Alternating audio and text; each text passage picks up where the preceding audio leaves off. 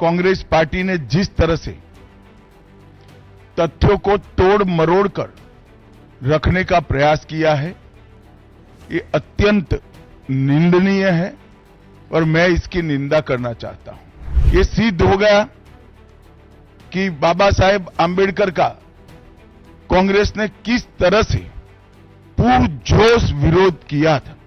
कांग्रेस के नेताओं ने कई बार खुद ही अपने आप को भारत रत्न दिए हैं। 55 में नेहरू जी ने खुद को भारत रत्न दे दिया। केंद्रीय मंत्री अमित शाह ने बुधवार को कांग्रेस को घेरा और कहा कि वो सपने में भी अंबेडकर का अपमान नहीं कर सकते। जेपी नड्डा और अश्विनी वैष्णव के साथ संयुक्त प्रेस कॉन्फ्रेंस कर अमित शाह ने कहा कि लोकसभा और राज्यसभा में संविधान के 75 साल पूरा होने पर चर्चा का आयोजन हुआ। इसमें 75 साल की देश के गौरव की यात्रा, विकास यात्रा और उपलब्धियों की चर्चा हुई। ये स्वाभाविक है कि संसद में पक्ष और विपक्ष होते हैं तो लोगों का अपना अपना नजरिया होता है, लेकिन जब संसद में चर्चा होती है तो इसमें बातें तथ्यों और सच्चाई के साथ होनी चाहिए। लेकिन जिस तरह कल कांग्रेस ने तथ्यों को तोड़ मरोड़ कर पेश किया, इसमें मैं उनकी कड़ी निंदा करता हूं। संसद में लोकसभा और विधानसभा, राज्यसभा दोनों जगह संविधान को स्वीकार किए हुए 75 साल के मौके पर संविधान की रचना, संविधान निर्माताओं का योगदान और संविधान में प्रस्तावित किए गए आदर्शों पर एक गौरवमयी चर्चा का आयोजन संसद के द्वारा किया गया। वो चर्चा में 75 साल की देश की गौरव यात्रा, विकास यात्रा और उपलब्धियों की भी चर्चा होनी थी। ये तो स्वाभाविक है कि जब लोकसभा में, राज्यसभा में पक्ष और विपक्ष होते हैं तो हर मुद्दे पर लोगों का नजरिया अलग अलग होता है, दलों का नजरिया अलग अलग होता है, वक्ताओं का नजरिया अलग अलग होता है।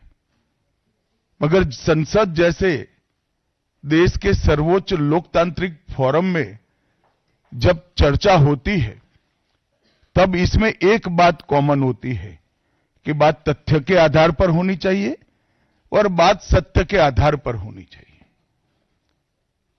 कल से कांग्रेस पार्टी ने जिस तरह से तथ्यों को तोड़ मरोड़ कर रखने का प्रयास किया है, ये अत्यंत निंदनीय है और मैं इसकी निंदा करना चाहता हूं। गृह मंत्री ने कहा कि ऐसा इसलिए हुआ है क्योंकि बीजेपी के वक्ताओं ने बताया कि कांग्रेस अंबेडकर विरोधी पार्टी है, संविधान विरोधी है।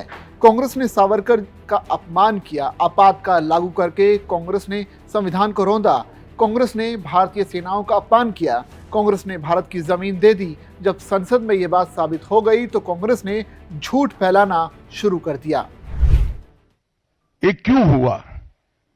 क्योंकि भारतीय जनता पार्टी के वक्ताओं ने संविधान पर, संविधान की रचना के मूल्यों पर और जब जब कांग्रेस या भारतीय जनता पार्टी का शासन रहा तब शासन ने संविधान के मूल्यों का किस तरह से मूल्यांकन किया, संरक्षण किया और संवर्धन किया, इस पर फैक्ट के साथ भारतीय जनता पार्टी के वक्ताओं ने अनेक उदाहरणों के साथ जनता के सामने विषय रखे और उसमें वो तय हो गया कि कांग्रेस पार्टी आंबेडकर जी विरोधी पार्टी है, कांग्रेस पार्टी आरक्षण विरोधी पार्टी है, कांग्रेस पार्टी संविधान विरोधी पार्टी है, कांग्रेस पार्टी ने सावरकर जी का भी अपमान किया, कांग्रेस पार्टी ने आपातकाल डालकर संविधान के सारे मूल्यों की धज्जियां उड़ा दी, नारी सम्मान को भी सालों तक दरकिनार किया, न्यायपालिका का हमेशा अपमान किया, सेना के शहीदों का अपमान किया और भारत की भूमि तक को संविधान तोड़कर विदेशी देशों को देने की हिमाकत कांग्रेस पार्टी के शासन में हुई। अमित शाह ने कहा कि कांग्रेस ने बाबा साहब को भारत रत्न नहीं दिया, पंडित नेहरू ने खुद को भारत रत्न दिया। कांग्रेस ने अपने नेताओं को भारत रत्न दिया। 1990 तक उन्होंने सुनिश्चित किया कि अंबेडकर को भारत रत्न ना मिले। मेरे बयानों को गलत तरीके से पेश किया गया। कांग्रेस फर्जी खबरें फैलाती है। मैं अंबेडकर के खिलाफ कभी नहीं बोल सकता। राज्यसभा में मेरे बयानों को कांग्रेस ने गलत तरीके से पेश किया है। संसद में जब चर्चा हो रही थी, ये सिद्ध हो गया कि बाबा साहेब आंबेडकर का कांग्रेस ने किस तरह से पुरजोश विरोध किया था। बाबा साहब के न रहने के बाद भी किस प्रकार से कांग्रेस ने बाबा साहब को हाशिए पर ढकेलने का प्रयास किया।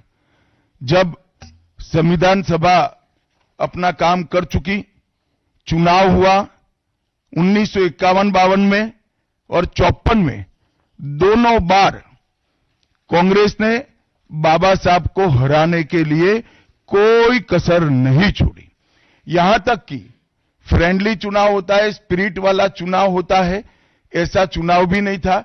विशेष प्रयास किया गया और वो उनकी हार को सुनिश्चित किया गया। जहां तक भारत रत्न देने का सवाल है, कांग्रेस के नेताओं ने कई बार खुद ही अपने आप को भारत रत्न दिए हैं।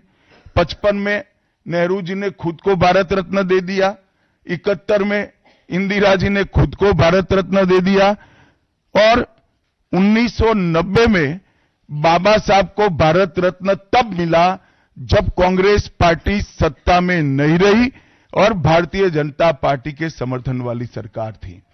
उन्होंने कहा कि खड़गे जी मेरा इस्तीफा मांग रहे हैं, उनको आनंद होता है तो शायद मैं इस्तीफा दे भी दूं, लेकिन 15 साल आपको वहीं बैठना है जहां आप बैठे हैं।